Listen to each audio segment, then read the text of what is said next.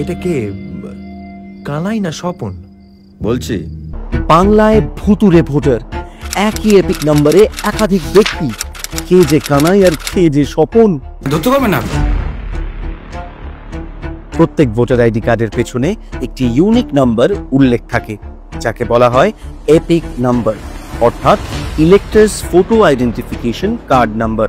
এই epic number প্রতি ভোটারের জন্য আলাদা, কোনোভাবেই দুটো ভোটার কার্ডের নাম্বার এক হতে পারে না।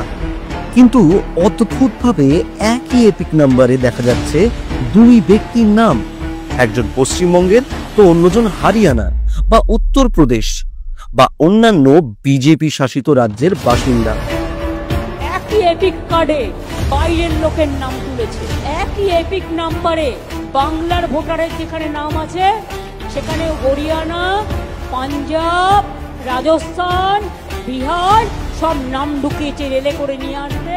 নির্বাচন কমিশনকে হাতিয়ার করে দিল্লি হরিয়ানা মডেলে এবার বাংলা দখল করার চক্রান্ত করেছে বিজেপি। সাধারণ মানুষের গণতান্ত্রিক অধিকারকে দু পায়ে মারিয়ে বাংলার মসনদে আসীন হওয়ার স্বপ্নকে ধূলিসাৎ করব আমরা।